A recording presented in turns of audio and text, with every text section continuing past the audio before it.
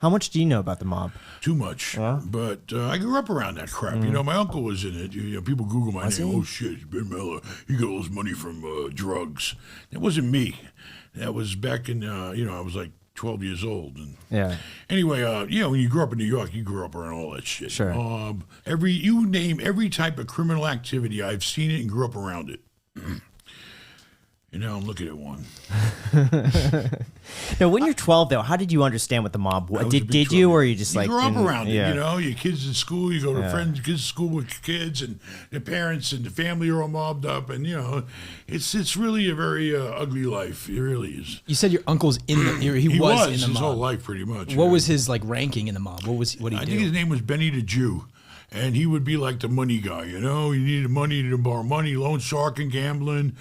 He moved a lot of drugs too. I know that. I've seen newspaper articles. And he's probably spent half his life in the damn state penitentiary or Fed penitentiary or whatever. I didn't visit him, so I'd see him when he got out once in a while, but I stayed away from that. Yeah. I mean, it wasn't. I always knew that crime wasn't the life for me. Yeah. Plus, I'm not a violent person. God damn it. All that shit about hurting people, and it's just, it's not human. Is it close to how it is portrayed in the movies? Like you usually see it where they're going to. It's worse. In real life, it's worse. In real Really? life, it's worse. I mean, because you never know when somebody's going to come after you, or, there's no honor amongst thieves or crooks and murderers and all that. I mean, it's just all about money. You ever have any close calls or hear about anything crazy that happened? I mean, I was around a lot of crap that went on. I was too young. Luckily, I got out of New York when I was 17, and I joined the Army. So, I did get in a little trouble when I was young. So luckily, back then they would take you in the Army if you didn't have like a violent criminal record. And I was not a violent person. But, I hung out with the wrong crowd, and you do what you had to do to survive. I grew up in the slums and really lousy, poor family. And, so I went to court one day, and the judge actually recognized me and remembered me from previous meetings that we've had in court. And I never forget the day. Jeez. I'm in court. I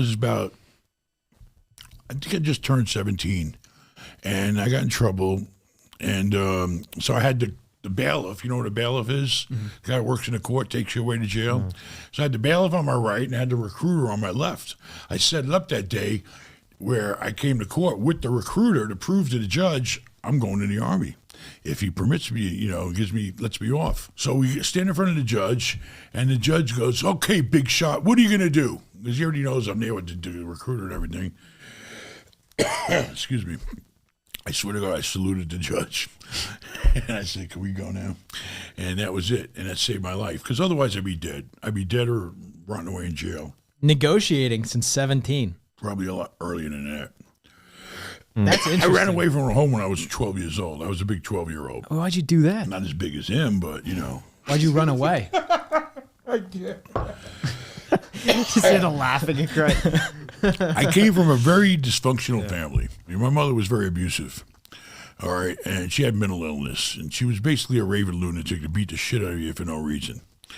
My father, he was pretty much the opposite. He didn't curse, he didn't drink, he didn't smoke, and he didn't stand up to my mother like he should have. He should have put that bitch in her goddamn place. But anyway, they got divorced when I was young, blah, blah, blah. And there was always fighting going on. And anyway, I got stuck with her. And, eventually when I was 12 years old, I was hanging. I wouldn't go home. I'd stay in the streets or go to my friends' houses and, got involved with doing the mischief in the neighborhood. It was pretty rough growing up in New York, in Far Rockaway in the projects where it was really sad. So, what was your question? Why'd you run away? Why did I run away? Because it was a horrible place to live. It was a little shitbox house in a really dangerous neighborhood. And my mother was nuts. And she didn't care when you ran away? She didn't care when I was there. She was probably happy I ran away. And, I did what I had to do. I lived on, friends in the streets. I sleep on the train. Maybe we had very long rides on the train in New York. You could get on the train Far Rockaway, take it all the way to uptown Manhattan. That'd be like a 2 or 3 hour ride. So you can get 3 hours of sleep going that way and going back, providing you don't get robbed.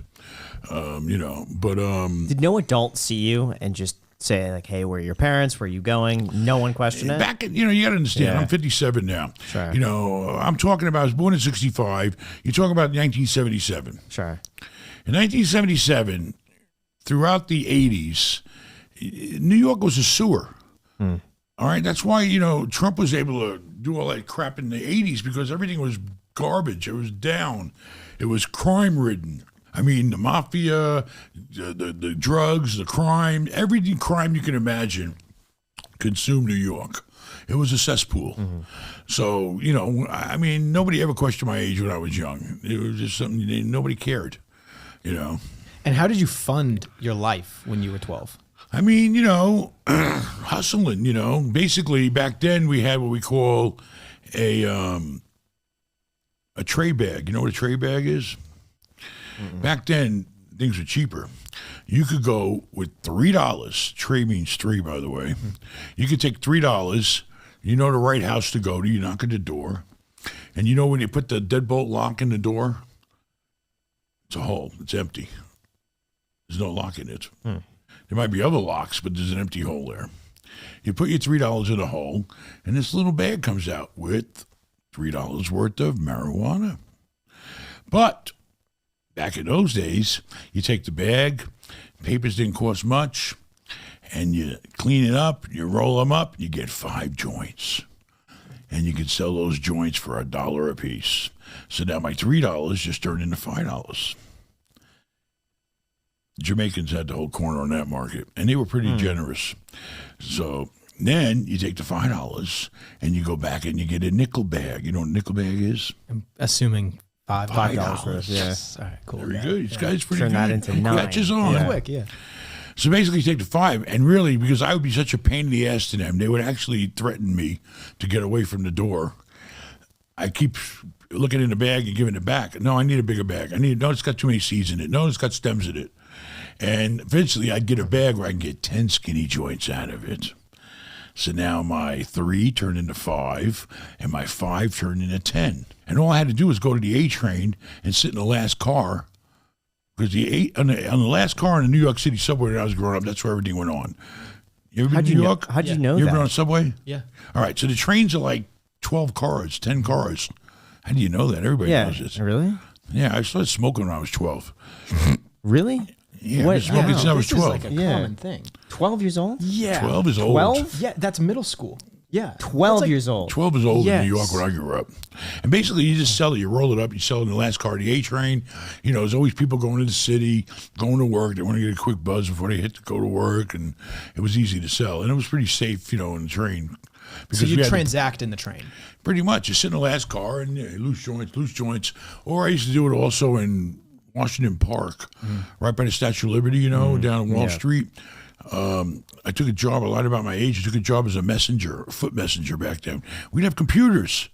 We used to have to deliver millions. They trusted kids with millions of dollars of stocks and bonds and deposits to be a messenger and go all around Wall Street. You go to this building, go to that building, you make a deposit here, you go to this bank here, and that's what I do. And then during lunch, I'd sit in the park and sell loose joints.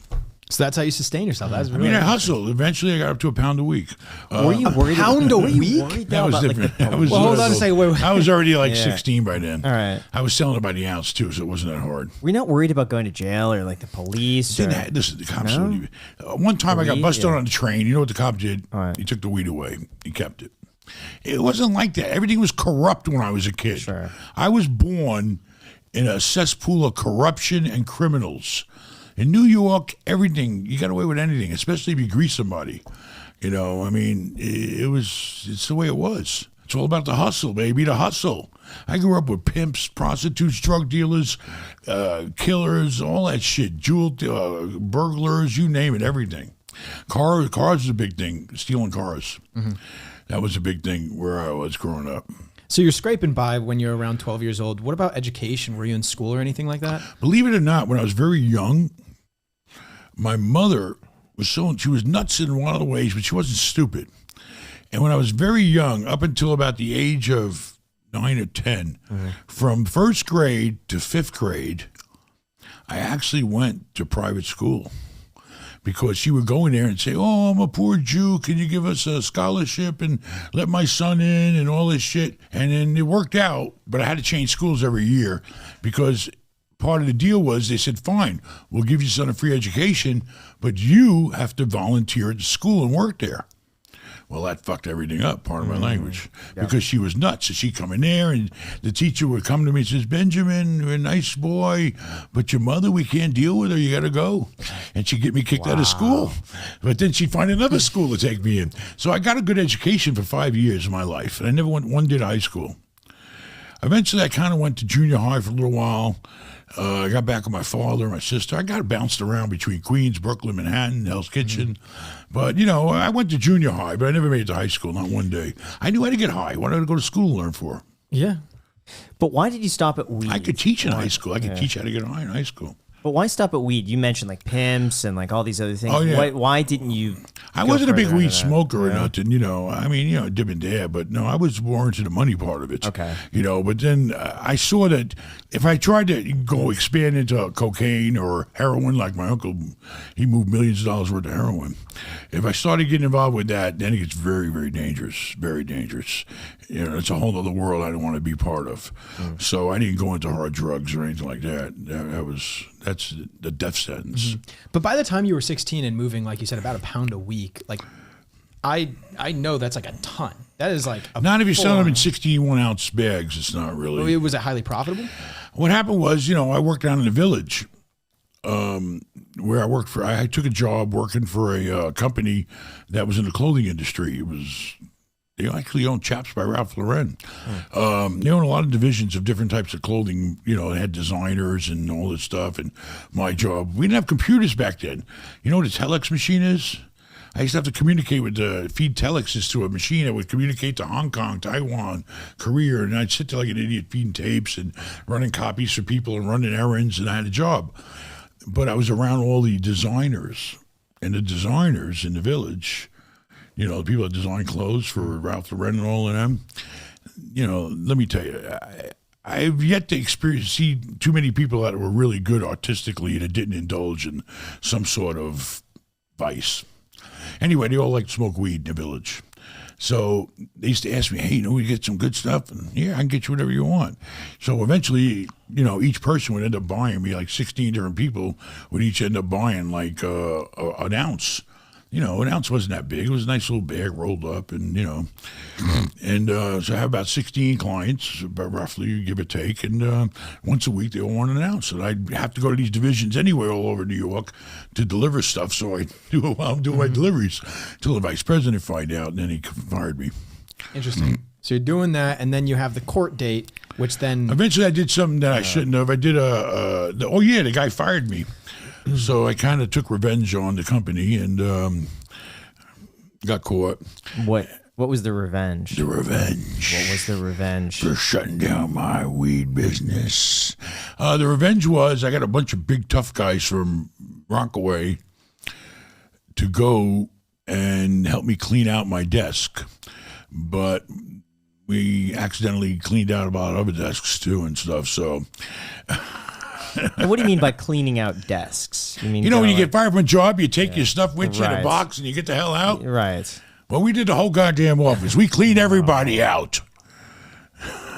Oh my gosh. That was in it the Empire profitable? State Building, too. Wow. Anyway, so, I got caught because I wasn't thinking, I didn't figure, well, of course they're going to know it's the last guy to get fired. Right. Anyway, so they put two and two together, and I had brought a bunch of big, giant African-American guys with me to help me. And anyway, so I got in trouble for that, and that's what caused me to I had to really make a decision that, the judge was going to put me in a real jail for, like an adult for probably 18 months. And I didn't want to do that, so I joined the Army. And the Army saved my life, and the Army took good care of me, sent me to Germany, taught me, some good office skills.